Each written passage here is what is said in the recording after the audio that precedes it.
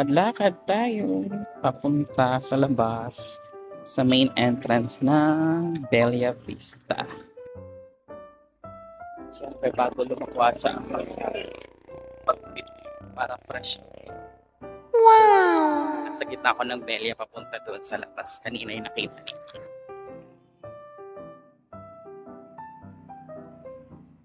Lakad na lang ako kasi ang lapit na lang mula doon sa pinagpagupitan ko. Sayang naman yung pamasahe, di ba? Tapos yung isa lang ako. Okay, 30 pesos din yun. Pero kung magagaling ka sa main entrance ng Bella papunta doon sa amin sa Bria, 30 pesos talaga ang bayad na. Kahit isa ka lang. Or maximum ata 3. May parang 30 pesos. Kaya mas nakakatipid, di ba? Mahal di kasi magpagupit ngayon. Sana nagpagupit ako siguro mga 3 or mag 1 month. 3 weeks or mag 1 month. Ganun. Medyo mabilis din lumaba yung buhok natin. Mukha akong aswang kapag mahaba. Gusto ko sana magpahaba ng buhok. Kaya lang kasi minsan, kapag pinagpapawisan ako, ang kote, at saka pag umahaba na yung bangs, kailangan palaging inaayos sa may diba? Porn. Kaya ayun, nagpagupit na lang ako para mas maayos at mas maaliwalas din. Medyo refreshing. Lalo pag sa init ng panahon ngayon, mas okay na breathable ang buhok sa ulo. Hindi masyadong mahaba, di ba?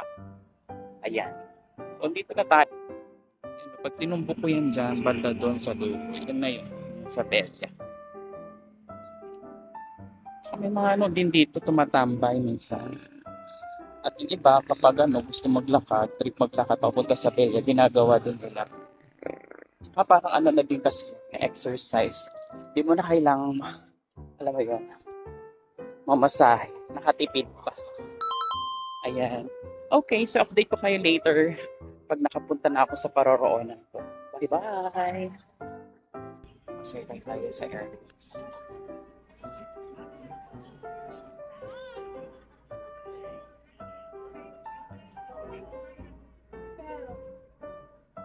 Dero! Oh, Dero!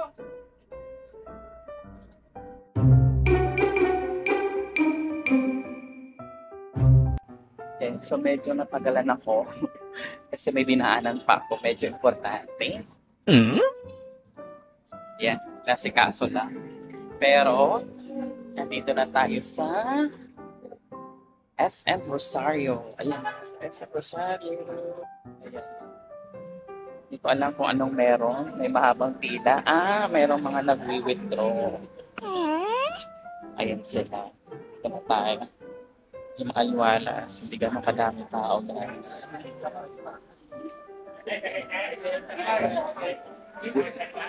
Buti na lang pala doon ako sa unahan na BPI.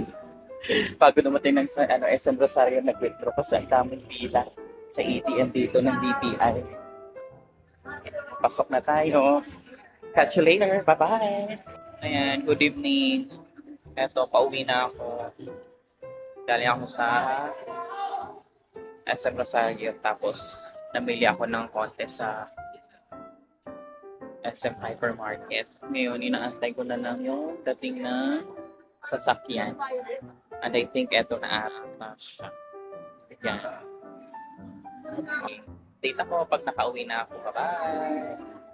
So mga ka-Nurse Johnny, kanina pagpasok ko, nakita ko yung picture na yan. Malapit na Pasko. At nadaan ako na naman tong Starbucks. Naalala ko dati nakakapag-Starbucks na ako. And then pagka uwi ko, ito pala, dumating yung mga friends ko galing Las Piñas.